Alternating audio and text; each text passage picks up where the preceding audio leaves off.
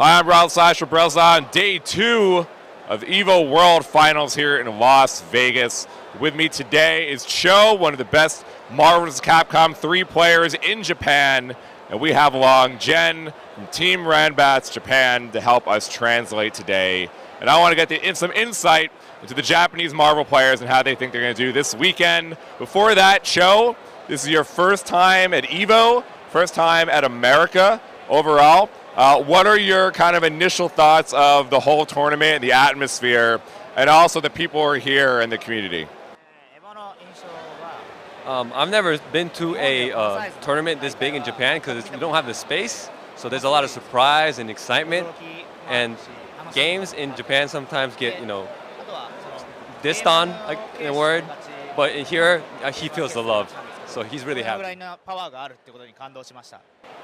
Have you had a good time in America overall so far? Really, a lot of fun. A lot of fun. When we talk to the StarCraft players for StarCraft 2, a lot of the Korean players who come over for the very first time, they say the atmosphere here and the culture that they meet here is much different than how they experienced it back home. A lot more cheering here, a lot more hype. How do you compare what you've seen so far with what you experienced back home? So when I play against other Japanese players, it's always like if they lose, they're like, oh, I lost, whatever. But American players, they're like, if they lose, like, oh man, I gotta do better, I gotta download this guy even more. And I'm like, I have to control everything, I have to play my game, or else I'm gonna get fucked. So now, speaking of which, you are here on American soil at EVO, Marvel vs. Capcom 3. Unlike most of the other Capcom games, it's really been America's game where they have been consistently on top of the world.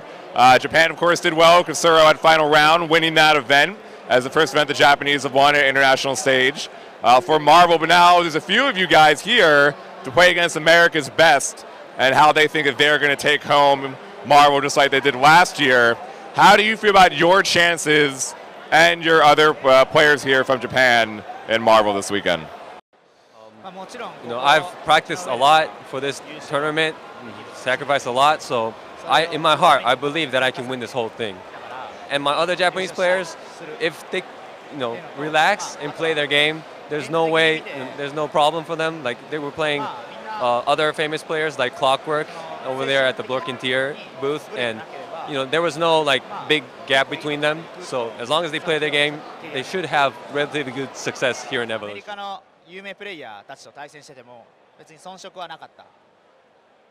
How would you compare the current Japanese Marvel style to the Americans and the other foreign players that you've seen? American players are much more offensive and really good at the defensive style, and Japanese players are much more defensive. So there's a gap between that.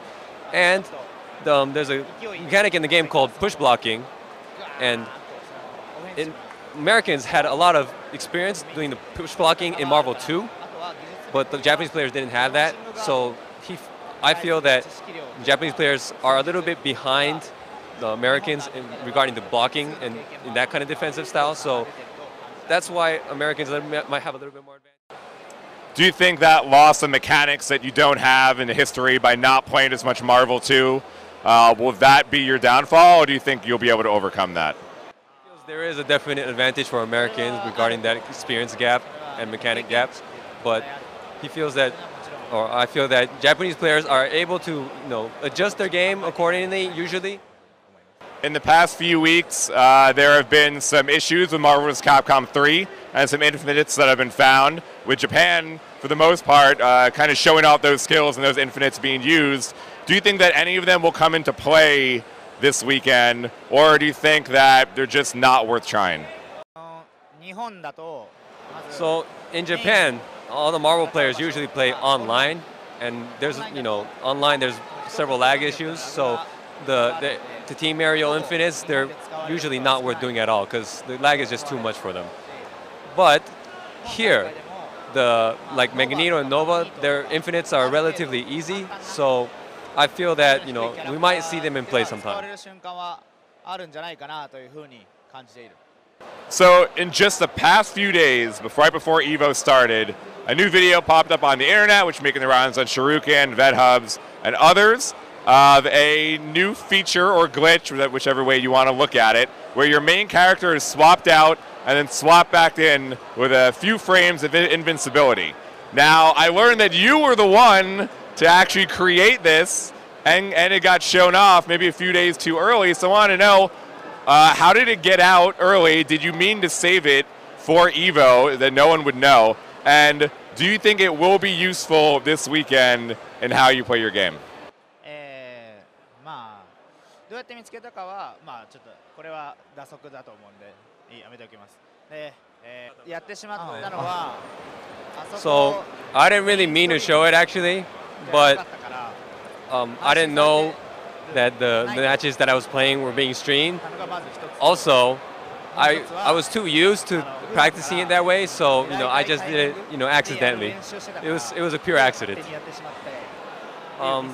I believe that this glitch is not 100% positive. There are a few setbacks, but there's a few players, like depending on team, that this glitch is useful against. So I feel that I'd be able to use it wisely against those people, but not everybody. The way he found it, that is a secret.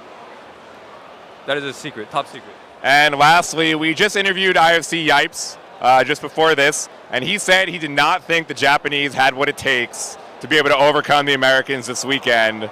What do you have to say to that, and do you have anything to say to him? We'll see you in the finals. Thank you. Stay tuned to GameSpot.com all weekend long for more coverage from the EVO World Finals.